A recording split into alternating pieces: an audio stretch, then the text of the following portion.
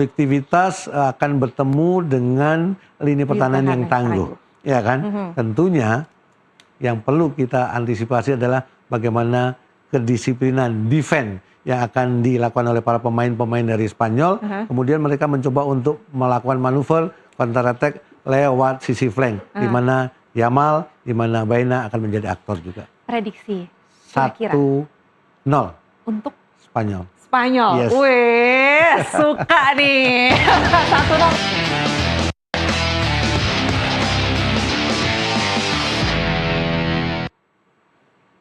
Terima kasih Anda masih bersama kami di Sportcast NTV. Nah, ini adalah puncaknya nih, ini yang serunya. Kita akan membahas partai puncak di mana Spanyol hadapan dengan Argentina.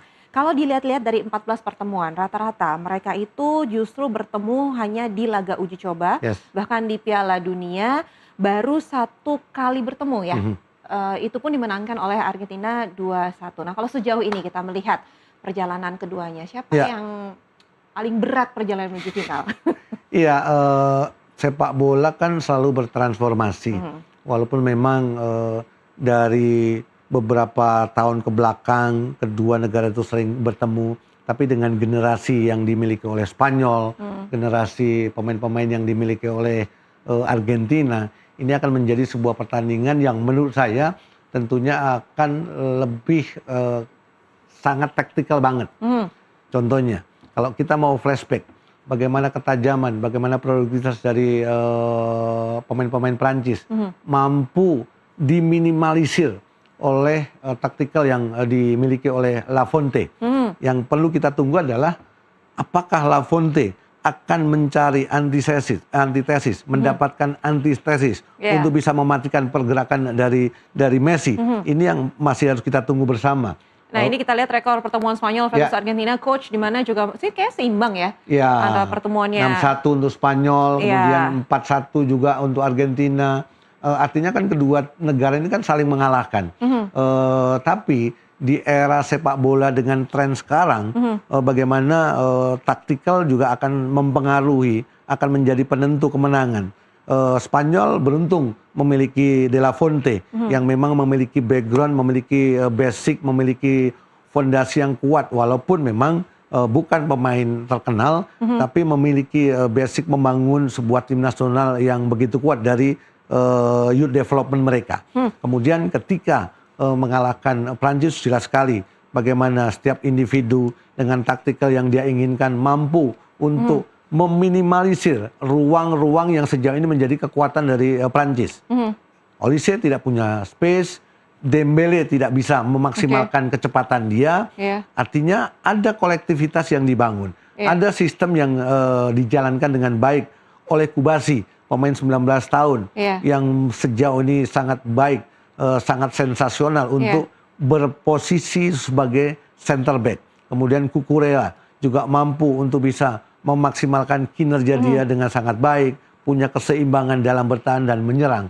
Ini akan menjadi sesuatu yang akan menarik di partai final nanti. Oke, berarti bisa dikatakan kalau tadi ada beberapa nama yang kalau kita melihat komposisi masing-masing tim di Spanyol ini kan belum ada satupun pemain yang pernah bermain di final gitu ya, di Piala Dunia. Sedangkan di Argentina ada 17 nama pemain yang sudah pernah merasakan di partai puncak. Betul. Nah, ini sangat berpengaruh nantinya. Iya, kembali lagi bahwa ada kematangan, ada kedewasaan bermain yang dimiliki oleh Argentina. Karena banyak sekali skuad di Piala Dunia 2022 masih berada di tim. Ya kan, secara individu mereka punya pengalaman. Tapi Spanyol sekarang berangkat dari sebuah sistem yang memiliki kolektivitas dengan baik. Di Piala Eropa mereka juara. Kemudian di National League mereka juga mampu mengalahkan Prancis.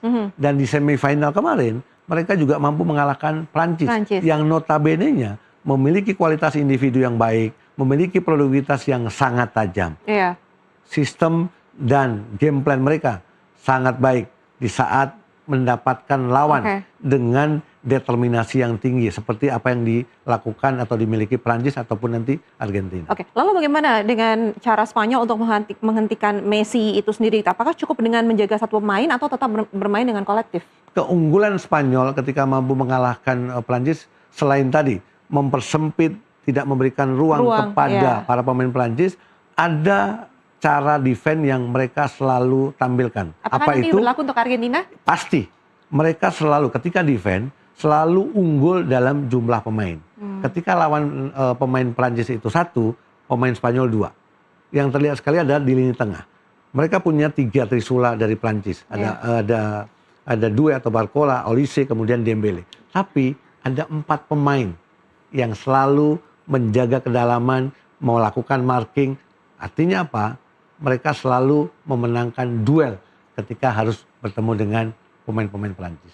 Oke, nah nanti yang seru adalah ketika bertemu antara Spanyol dan Argentina ada 2 bintang di sini.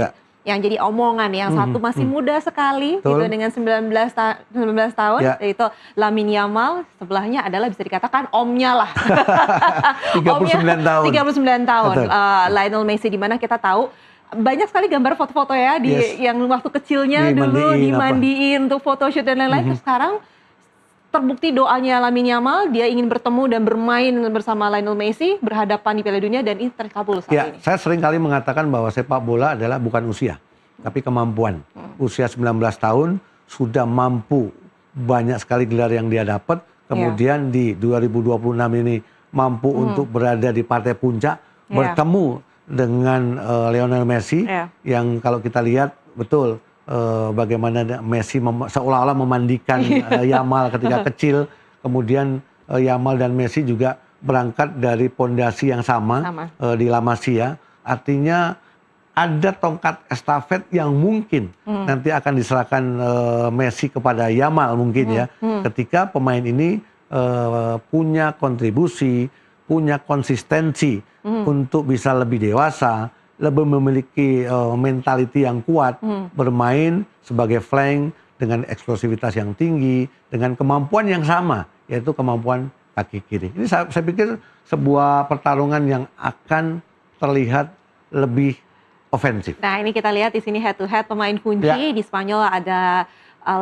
Lamine Yamal dengan usia 19 tahun bermain di Barcelona, posisi penyerang, kolektif trofi belum ada, sedangkan Lionel Messi ini omnya, 39 tahun, posisi juga sama-sama penyerang, klubnya Inter Miami, koleksi trofi sudah banyak nih, Piala Dunia 2002, lalu Copa America 21, 2024. Tetap biarpun ini anak muda dan ini senior, tetap akan menampilkan sisi yang menarik di sini. Ya tentunya ini kan bisa menjadi motivasi, menjadi challenge untuk Yamal, bahwa ketika dia itu berkontribusi, ketika dia itu bisa memberikan sesuatu tidak hanya untuk dirinya, baik itu ketika dia bisa cetak gol, bisa melakukan manuver, itu kan akan menjadi kebanggaan bahwa saya pernah bermain dan bisa mengalahkan Lionel Messi. Itu kan menjadi sebuah sebuah cerita nanti kepada anaknya nanti atau perjalanan karir dia, bahwa bertemu dengan Lionel Messi itu kan akan menjadi sesuatu yang tetap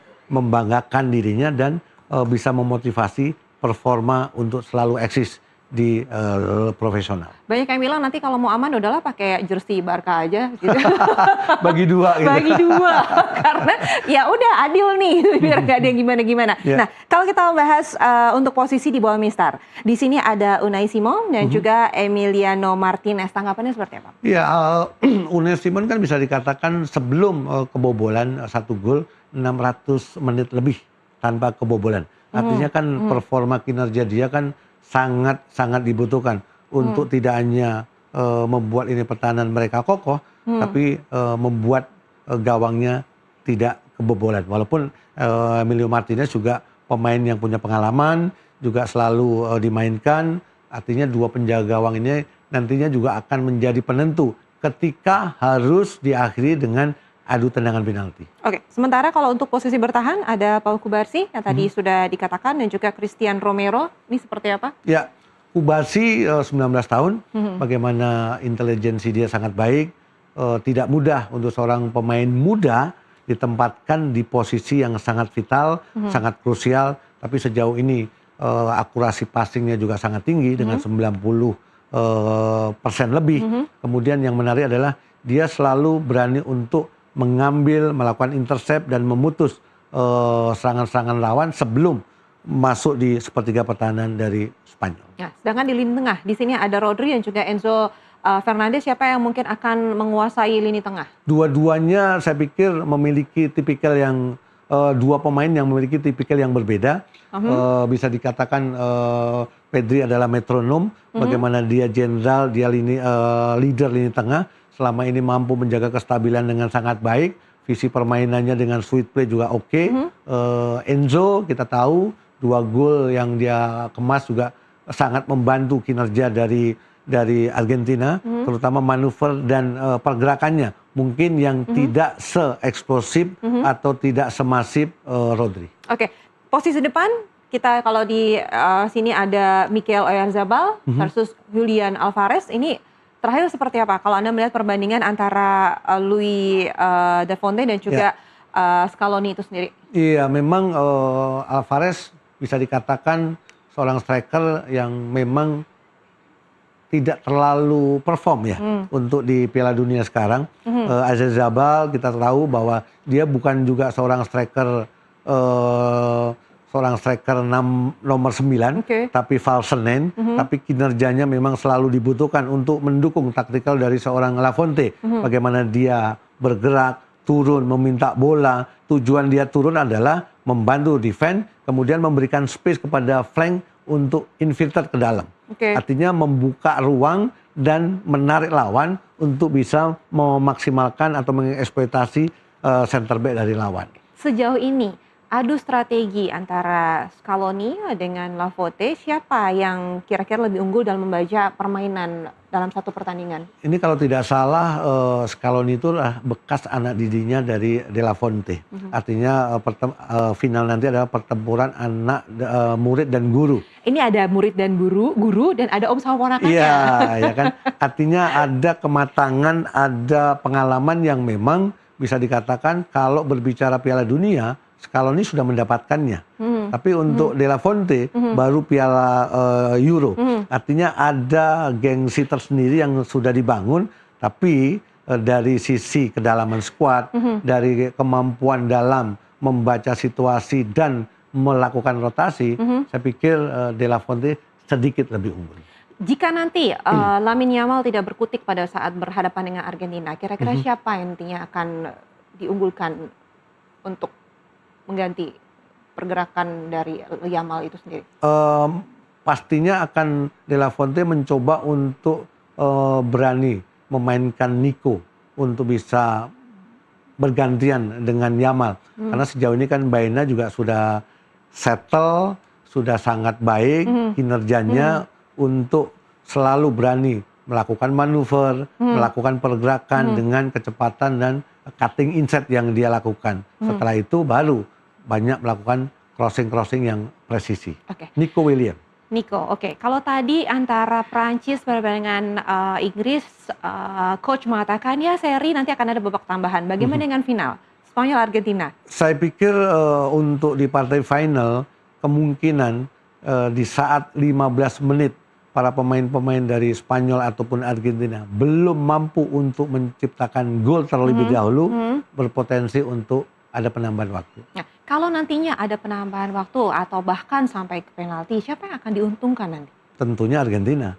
Karena dengan pemain-pemain yang notabene-nya tidak muda lagi, kemudian memang mereka punya pengalaman, tapi faktor recovery itu kan sangat penting.